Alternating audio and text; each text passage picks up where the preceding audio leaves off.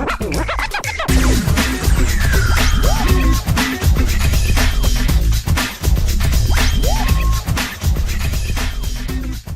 this is Steve Good on the Coin Chat. With Yuri Cataldo, as always. And Happy New Year to everyone as we're cutting through the crap and cutting through the... What am I supposed to say? I can't even remember it anymore. I mean, we're cutting through the noise and misinformation to tell people what really matters. What really matters... Well, really matters in crypto. What really matters in crypto is the hard fork for Ethereum on the new upgrade called Constantinople. Happy New Year's to everybody. We're here to tell you what's happening with Ethereum hard fork and Constantinople, because I'm sure people are wondering, what the fork is this fork all about, and do we even need it, and what's going to happen to my coins and my wallets and all the other stuff people typically worry about. So here we are.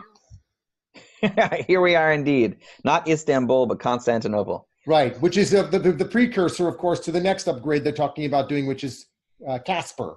But, you know, I'm not sure why they've gone from the Byzantine upgrade and the Constantinople upgrade to eventually moving to a friendly ghost, but they're not implementing a ghost protocol. No, right. Yeah, I'm so curious and who comes up with these names. Are they like, let's just like, is there an official naming person who's like, let's come up with these random names? And all the days that I worked in software companies, there were always these weird names, naming protocols, and you kind of wondered who came up with this stuff. Yeah, like just someone who's really into history. Oh, I'm not even going to get started about this. So there was a software company, and those of you listening that might know about this one, is they had this concept of this thing called the layer cake.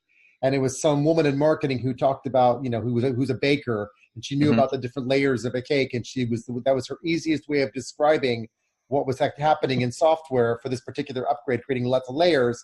So the whole company was walking around talking about the layer cake version. It's like, oh my God, serious. Yeah, that's how it usually comes down to. So all right, so this upgrade. So why? First off, why is Ethereum doing this hard fork upgrade? Okay, so let's roll back for 1 second on the hard fork thing, because I've seen a lot of questions out there. Do I need to be worried about my coins? And because hard forks usually imply the coin splitting into two. It oftentimes implies that the previous blockchain is no longer valid, which of course is true, but that your coins have to move somewhere else and all that stuff, because normally hard forks have all sorts of crazy stuff. But we did talk about this in a very early episode, which I don't even think was a video episode, called What the Fork is a Fork? Ice-T in Trouble, I think was the episode. So it might have been video. Yes. I can't remember. It's a long time ago. But interestingly, so going back just to that episode for a moment, Ether has had 4 previous hard forks. And they've gone through like a normal software upgrade.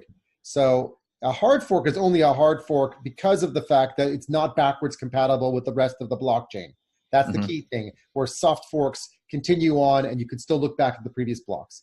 But the reason people get worried about hard forks is because where they split. And that only happened once with Ether, and that was back in the early days of the DAO, where it split between Ether and Ethereum Classic. But that's the only time it's happened. But have all the consensus from the developers. I think you mentioned that there's an exchange that's now given support for it. Yes, Binance actually announced yesterday that they would be accepting this hard fork, and so you don't have to worry about it. But they're So wallets 100% support from that. Wallets essentially shouldn't have any issue at all, so long as the consensus remains and the developers don't decide to fork the coin between those implementing these new Ethereum Implementation Proposals, EIPs, and those who say, I don't want to do it. There isn't any dissent out there that I've seen to suggest such a thing. So for now, just leave your coins in your Ether wallet and they'll still be there, just like every other previous hard fork that's occurred in the Ether universe. Right. So that leads me to the next point. There's 5 EIPs you asked about. Yes. I did my research. And I'll give a quick summary, and I won't go into all the details, but if people wanted us to do a more detailed episode, give us a like, give us some comments in the description below for those of you on YouTube, or just jump into our Telegram channel, let us know, or send us an email. Details we'll put at the end of the video, and of course, we'll just let people know, or in the end of the audio. But in essence, there's 5 EIPs, Ethereum Improvement Processes. proposals. Okay. And by the way, it's occurring at height 7,080,000. So that's the that's where it's occurring at that block number roughly. So yep. Here's what happens. There's EIP 145, which is a good thing. We're going to love this. They're going to decrease the gas price. Oh, that's good. Yeah. So it's really about decreasing gas price and increasing the efficiency in the way the smart contracts are run, which is great because, why should we pay more than we should have to pay? Wait. Stop for 1 second. Yeah. We talked about that, but what is the gas for people who are just tuning in for the first time? Well, what does the gas price affect? Well, so what's the gas price is exactly that. In this case, it's a transaction fee. And in order to make a transaction go through the Ether network, you can send the minimum or you can send a lot of gas. The more gas you send, the faster the transaction goes through the network. And there are certain circumstances where you want to prioritize a transaction to go faster, like if the network's clogged up and there's lots of transactions going on, sending more gas will just make sure that yours gets prioritized over others. But related to that, there's two things, right? There's EIP 145, which is reducing the gas as it relates to smart contracts and how they transact so that they're more efficient. There's an EIP 1052, which is to increase the efficiency of the smart contracts and the verification process so that it speeds it up, because ultimately we want to be cheaper and faster. And related to that, actually, which is really cool, is EIP 1283, which is a net metering to reduce the gas usage on the network. What that means is that effectively, if you don't need to use as much gas as you've specified, it will try to reduce it for you. Okay. That's my understanding of it anyway. So if I've got it wrong out there, anybody that's a techie, don't troll me, just help me. But that's my understanding of those three. And that's really, really important, because what that means is we're getting a more efficient network that's running at a cheaper rate, which is good because we want to be able to do that. Now, here's the really cool stuff that I like the most, which is all about speeding it up. Now, of course, you asked, why are they doing these things? Well, one of the big factors is that Neo, Cardano, EOS, people say, oh yeah, but they're faster, they're cheaper. People talk about Neo being cheaper, EOS being faster. Well, what they're doing is they're addressing all of these things in these 5 improvements. And they're doing it very specifically to remain competitive and to be as good as they can be. So the last two, EIP 1014, is to improve the performance and the throughput by doing some of the transaction off-chain. Now, I would love to do a whole episode on just off-chain versus on-chain, because we probably need someone like Joe to come back on the show and help us through it, because it is complicated, it's technical, but it's a way of for simple purposes, it's a way to expedite transactions and make them just a lot faster. And performance improvement, speed of transactions is a major thing, because that means that we have more transactions we can do per second, per minute, and that's always been a big criticism of the Ethereum network. The last one is the most interesting one, and I think that anybody who's been following the price of Ether recently, watching it move significantly upwards in percentages of 8 to 10% up, and is up 80% since it hit its low of $80 just a month ago. It's a phenomenal amount of increase. Now here's why. So this all comes back to EIP 1234. 1, 2, 3, 4. Anyway, so 1, 2, 3, 4 is interesting. So what's happening present day is that when you are a miner and you are mining to find the transactions and to verify them, the one who finds and solves that particular block gets paid a reward. And it was 3 Ether to find the block. And what they've decided to do is to reduce it to 2. Now, people would say, but that doesn't sound very good for the miners. But bearing in mind, we've just sped the network up and we're giving them 2, but a faster network. It means they probably could make more money. And that's a good thing for them. But the other thing is that we're slowing down the total amount of crypto that's being, Ether that's being released into the market.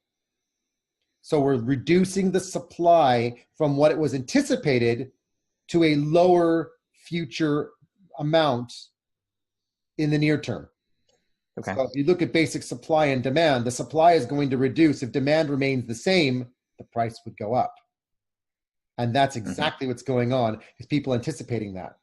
Right. Now, the other thing that's related to this is what's called, they've changed the difficulty, they've delayed the difficulty bomb. Now, that's what it's called, the difficulty bomb. So the difficulty bomb is this concept that the harder it gets over time to mine,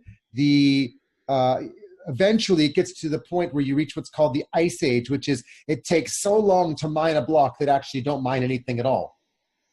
And that's a proof of work problem that they've solved previously, and now they've solved it again by extending out that time to a much longer period. The reason they've done that is specifically because they want to move from proof of work, which is where we are now, and Constantinople will retain us in that world. But we're going to move eventually to Casper, which is a proof of stake model. And the question, of course, you're probably going to ask me next is, so what's the significance of moving to proof of stake? So go ahead and ask. So what's the significance of moving to proof of stake versus where it's at now? Right. So the great question. So the answer is we've just seen a perfect example of why you don't want to be on a proof of work model, which is the hash war between Bitcoin Cash and the other party. Did Bitcoin Cash, Bitcoin SV, whatever they're called. So clearly that kind of hash war isn't desirable. So Ether's goal of moving to proof of stake was always there for a while. This just ratifies another example of why we don't want to be in a proof of working environment. If people are going to be out there trying to spin off forks and trying to create wars, we don't want that. And the proof of work enables that process. Proof of stake doesn't. So what they're trying to do is create a much more stabilized environment. So this last improvement process, 1, 2, 3, 4, is really about reducing the number of blocks, which is reducing the total supply to a slower rate of release over time. So it's squeezing supply while demand continues to remain fixed or increasing, which will drive the price up. And that's good. And along with that, trying to delay the bomb that was in there, so that it basically allows us to mine for a longer period of time to give them the time they need as developers to get Casper rolled out as a future hard fork, which will be whenever they're ready. Right. So good. That's the essence of it. I really wanted to kind of help people with this, because I know there's a lot of questions out there about this, and hopefully that was simple enough, because it is. I know if you go into the actual proposals, they're complex. We will put the links to each of the actual proposals from the Ethereum GitHub website, whatever it is. I've got the links already. I will put them in the descriptions below for people on YouTube so they can have a look at them. Okay. Ask me anything, Yuri. Yeah. Any questions? Yeah. Well, you did you did a very good job describing what they are. So the dates are potentially between January 14th and 16th. Right. Is there something people should do who are looking to buy Ethereum or holding Ethereum that they should do before this goes through at this time? I think, like anything, it's a good point.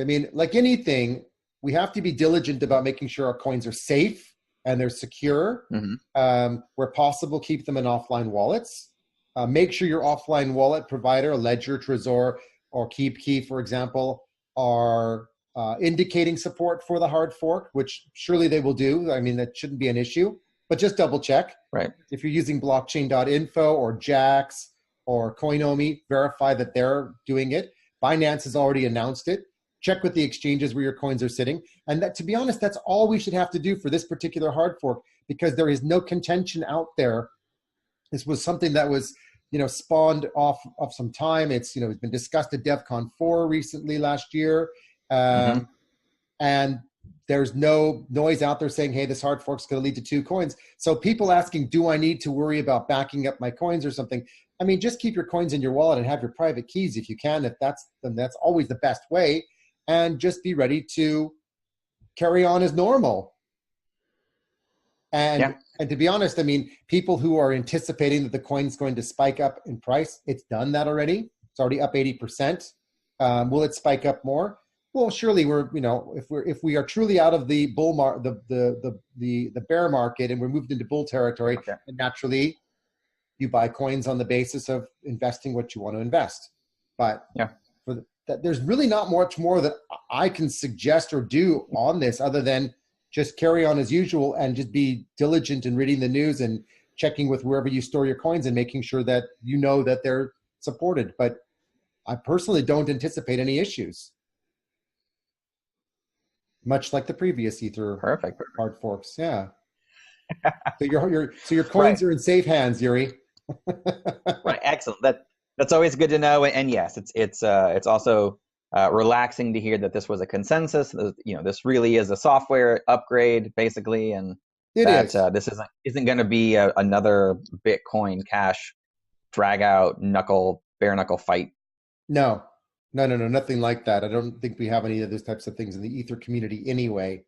Certainly we haven't seen anything in previous hard forks. But like I said, this is a hard fork, which is a software upgrade. And the major distinction here between soft and hard fork is that in soft fork upgrades, you're able to see the previous transactions in the blockchain. And in hard forks, it's effectively forking into a new chain, but it's still just a software upgrade. So in this particular instance, it's just a more significant upgrade because of the changes being implied or being applied. But the changes being made are naturally for speeding up performance, reducing cost, reducing supply to hopefully increase demand, and to also give them additional time that they need to move to a proof of stake model in order to prevent any kinds of future wars that could occur, although in Ether we don't expect them, but that's a natural byproduct of moving off of proof of work. So that, in essence, summarizes what's happening here. Well, great. Awesome. Well, thank you so much. That was very informative, and I'm looking forward to this fork to happen very soon. And get it over with. Exactly. So as a quick reminder, people that want to check in with us on Telegram, it's t.me/thecoinchat. So if they want to check in and see what's happening with the Ether fork, or naturally give us ideas or suggestions on other things they'd like us to cover in future episodes, jump in. We're there all the time. We're of course on YouTube, Spotify, Apple, and give us a like, subscribe, and to the moon. Until next time.